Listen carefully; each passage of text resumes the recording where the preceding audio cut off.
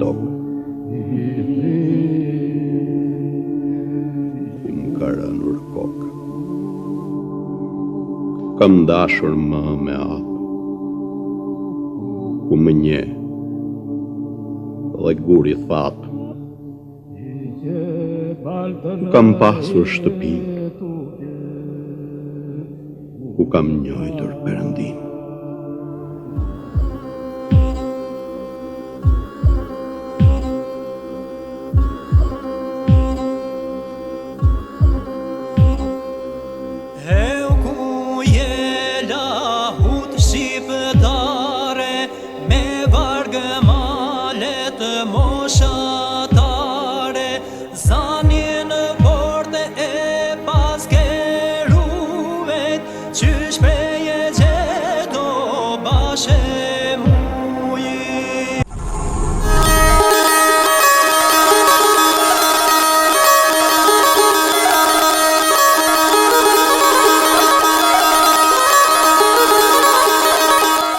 Shikues nderuar televizion shqiptare të Amerikës, ju përshëndes, jemi në emisionin Historia Shqiptare.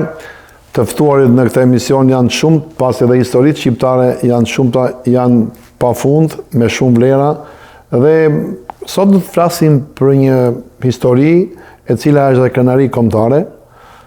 Është krenari kombëtare pasi ashtu është rritur ajo në komunitetin ton shqiptare, veçanërisht në zonën e Veriut, por ajo që ka vlerë shumë është e ftuara, pasi edhe pse është një aktualisht një jetë jo e kontrolluar, jo interesuar shumë, do të thosha shteti për ruajtjen e vlerave kulturore tradicionale shqiptare, pasi Ministria e Kulturës edhe institucionet e tjera që merren me këto fusha nuk janë në lartësinë e dur, për mos thënë hiç fare, do ta themi, nuk është mirë, por na vjen keq, kështu ndodh.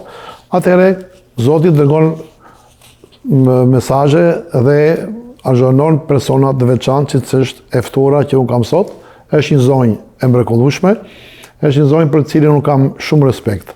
E njoh prej shumë vitesh para, në distancë, kemi folur, kemi bashkëpunuar në telefon, por sot jam i privilegjuar ta kem në bisedë. Zonja Shkurtër është edhe kryetare e shoqatës Xhubleta Alpeve Shqiptare, e cila ka shumë aktivitete, edhe ne vazhdimisht e kemi ndjekur këtë organizatë, kemi ndjekur aktivitetin e saj, kemi transmetuar pasi kemi pasur lidhje në shkëmbimin e videove të ndryshme dhe aktiviteteve. Çdo shqiptar do të thotë faleminderit, pasi juve krahas punëve, halleve tua familjare keni dhënë shpatullat kësaj pune, edhe keni punuar dhe punoni pa u ndalur, me qëllim që jo vetëm Xhubletën të ruajmë ashtu siç e futët në UNESCO, por edhe për vlerat artistike, kulturore, trashëgimore të fushave të tjera, për të cilat do flasim sot. Ndërpreva ku po flisim për institucionet lidhur me problemet e suportit punës tuaj për trashëgiminë kulturore. Për disa kohë unë kam punuar edhe si mësuese dhe nevoja për me i dhanë autoritet të kësaj veshje, ose si thush, një indicje që mua më ka nisë, ishte fakti që më rastiste shpesh të takoja gratë më shume, nana, lokët, malësis, të cilat flisnin me një dëmshuri të madhe për Xhubletën. Sepse të investosh Xhubleta, në qoftë se një shtëpi, një kull, don diku me punëtor, me angazhimin e të gjithëve, shkon diku në 6 muaj, 7 muaj për mu ndërtua, një Xhublet që ka estetik të jashtëzakonshme në atë, ka shku deri në 9 muaj të punohet. Dhe ndoshta edhe për hir të kësaj investimi kohor që ka bën një loke, sepse ajo ka punuar në vajzninë e saj, po aty ka mishëruar gjithë atë eksperiencë jete të vajznisë, të gjinisë, të kontaktit të pasur shpirtënor që ka fitu në fisin e vet, e ka mishëruar në ta. Dhe nikosisht ka, si thush, ka rujt diçka që atë lisën e Tamlit, kur të qojnë të lisa e Gjakut që do të krijojnë trashëgimin me familjen ku është, si thush, e ka qu fati i saj, ka kriju atë rrjedhën e vlerave të cilat e pasurojnë atë lisën e Gjakut, sepse ka rrit nipa, ka rrit vajza, nikosisht edhe ka dhanë edhe të nuset, pra kjo nan, kjo loke, këtë që e ka mishërua në petkun e saj, e ka trashëgu edhe tek brezat që ka pas mundësi për me, si thush, me i rrit në dije, në formim, në gjithë shka tjetër. Dhe nështë kjo ka kënë edhe indicia që mua me ka ban të kthehem dhe të merrem shumë me këtë veshje. Besoj që jeni koshien, sepse me televizionin tuaj ne kena pas personalisht, kam pas edhe mundësi të bashkëpunoj. Në 2016 kam hap një ekspozita ka kënë Malësia 101 vjetë më parë. Kjo ishte për faktin se kisha 101 fotografi të vjetra dhe shumica prej tyre të shkrepuna ose të kisha e qartun e Pietroshanit, pra të bregu i kishës, ose të kisha e vjetër e Bajzës, sigurisht me gjubleta, me qakqir, me pashi, me hjeshi, vajza, gra, nuse, plaka, dhe me thanë, e gjithë si thush, ai prezantimi asaj e curisë moshës dhe prezencës e gjubletës, stilit të saj, nënveshjet e gjubletës, gjithë shka tjetër, ishte, si thush, e përmbledhur nga ana vizuale në këtë fotografi. Por njëkohësisht edhe veshjet e burrave, sepse tipologjia e veshjeve të burrave, kastratasit, po them, po thuj se gjithë Malësia madhe, por në veçanti kastratasit, i kanë pas shkrollat e qakqirve, i kanë pas shumë të veçanta. Dhe nuk ka patur një qakqir që nuk e ka pas, po them të pjesa e tyrqeve që kanë pas hagrepin, që në të folme shqipe është e thonën e përcaktuar dhe emri, han me grep.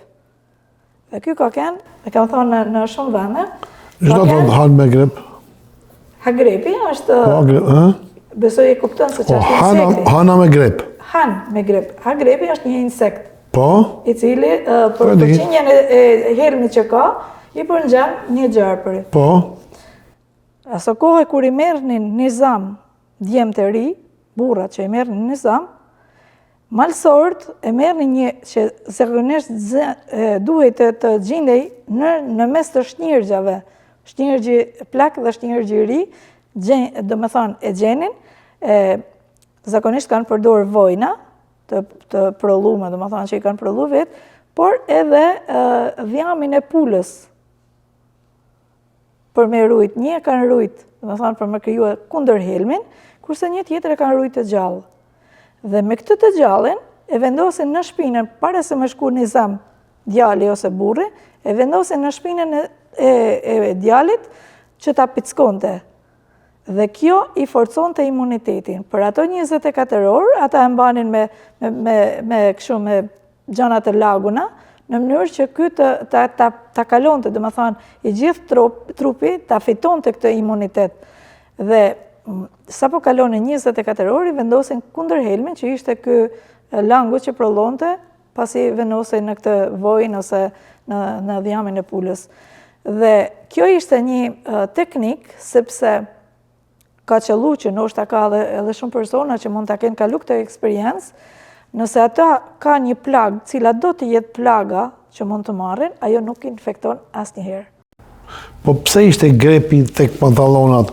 Sepse kjo identifikon të forcën e burrit. E burrit, pra grepi nuk e kafshon dhe dot në pantallonat e shajakut? Jo, përveç asaj, po përcakton të forcën e burrit, pra ky që i vesh këta qakqir, e ka kalu këtë eksperiencë, sepse të rinë, të fëmijet, zakonisht nuk përdore, kjo përdore në disa civile rushi, ato shkrollet, ose krejt thjeshta.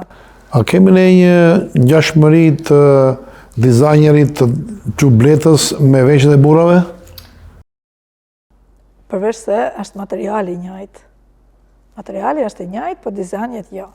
Ato shkrollat e gjubletës janë krejt tjetër në krahasim me shkrollat e burrave. Çfarë periudhe i përket gjubleta? Ke një saksi? Tani... Kur është përdorur për të parë? Në të vërtet, tashmë shkenca, sigurisht në shkencë përfshihet gjithkush që mundohet të shkruaj ose të interpretojë në mënyrën e vet diçka. Nëse kemi burime arkivore. Fenomene, por në 2020-ën, kur organizuam një simpozion shkencor, ndër të tjera kena prodhu si shoqat, kena prodhu edhe një dokumentar. Dhe në këtë dokumentar, sigurisht shkencor, sepse është plot me referenca, një nga referencat ose detajet pse sot shkencëtarët pretendojnë që ka këtë vjetërsi, është për faktin se në periudhën e ish Jugosllavisë, në kohën kur po baj, si thush, centralizimi i infrastrukturës, po punohi edhe një rrugë në malet e Bogës aso kohe. Në malet e Bogës janë diku në mes të Plavgucis dhe nuk e di në atë zona, se nuk e di me kë kufizohet. Dhe aty gjenë një grua të varrosun me xhublet në mes këtyre gërmimeve, e cila ishte në një gur, në këtë gur ishte në piks, që do thot, ishte hermetik. Pjesa ku ishte gruja, e varrosun ishte hermetike. Gjë që lënë të kuptohet që mund të ketë kënë e varrosun në bor e cila ka kënë, si thush, e kthym në akull, dhe ka përthith elemente të ranisht, gur, plohën, e kështu me radhë, dhe është në piks. Dhe kur e kanë hapa të, kanë gjetë elemente të xhubletës, të veshur, pra, të pa dekompozume tërësisht. Dhe këtë material, këtë kufom, këtë, si thush, gjetje që kanë ba, për të vërtetuar me shkencë, e kanë institucione shkencore të Beogradit, e kanë marrë dhe e kanë qu për studimet e mirë fillta, aso kohët, sepse teknologjia nuk ka kënë ka që pasur sa është tani, dhe e kanë qu diku në Gjermani, nuk e di se ku.